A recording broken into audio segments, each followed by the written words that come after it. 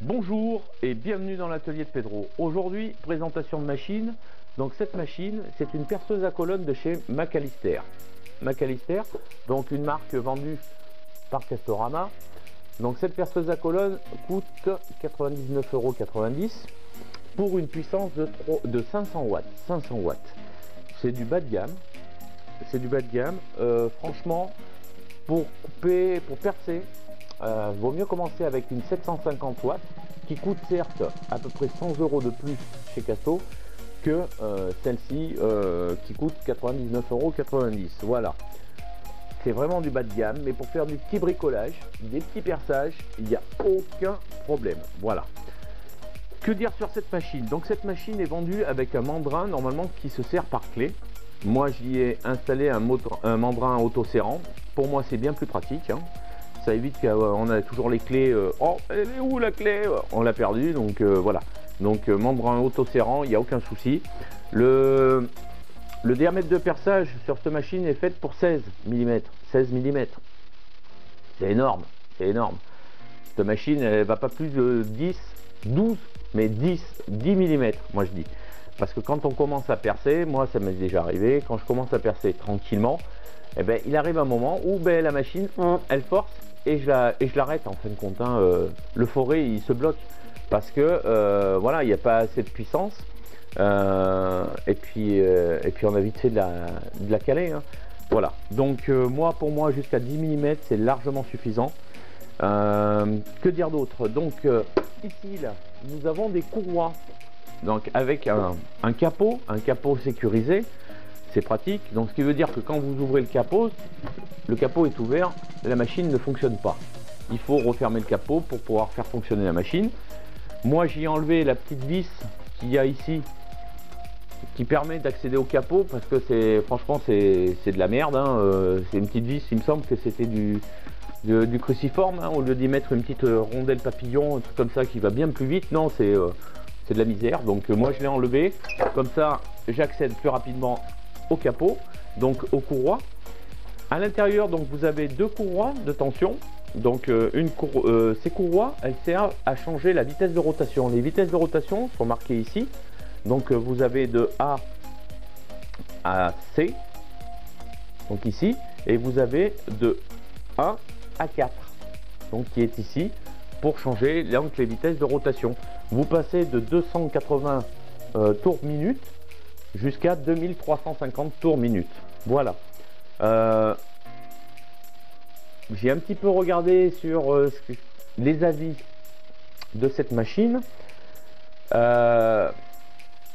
Apparemment les rotations sont pas tout à fait justes. Ce qu'il y a de marqué, c'est pas tout à fait juste. Mais bon, c'est du à peu près. Avec le prix de la machine, c'est à peu près bien. Voilà. Que dire d'autre? Donc ces courroies, elles s'actionnent. Donc elles s'actionnent, non. Pour changer les courroies, il faut donc débrayer le moteur qui se trouve ici, là. Donc il faut le reculer, et pour ça nous avons donc deux petites vis, une à droite et une à gauche, afin de desserrer donc le moteur. On repousse le moteur et après on peut changer les courroies de place afin de changer les vitesses de rotation. Voilà. Le problème, c'est qu'il manquerait une petite poignée pour retendre un petit peu le moteur derrière. Moi je suis obligé d'utiliser un tournevis plat pour pouvoir retendre le moteur en arrière. Donc un coup à droite je serre, un coup à gauche et je serre. Voilà. Donc nous avons sur cette machine en plus une sécurité supplémentaire. C'est un petit capot qui vient là, hop, qui s'ouvre, qui se lève et qui se baisse, afin de vous protéger. De vous protéger quoi? D'éviter de mettre les doigts peut-être sur le mandrin, mais sinon moi à la hauteur que c'est là, vu où je coupe, où je perce, bah, ce petit capot là il sert à rien, hein, voilà, hein. Mais bon, moi quand je veux percer, je mets une main ici et je mets une main ici, je vais dire ça me protège rien du tout là. Là comme c'est fait, ça me protège rien du tout. Mais bon, ils ont mis une protection qui sert à rien. Voilà. Suivant, nous avons un mandrin. Donc le mandrin qui est dessus, c'est un mandrin de merde. Un jeu pas possible. Il sert pas de grosses pièces, ce qui est bien dommage. Il aurait fallu un beau mandrin quand même, hein. Ça aurait été super top. Mais bon, pour le prix, on va pas vous donner de la bonne qualité, hein. On peut pas faire un âne un cheval de course. Là c'est pareil, c'est un âne, on peut pas le rendre meilleur, voilà.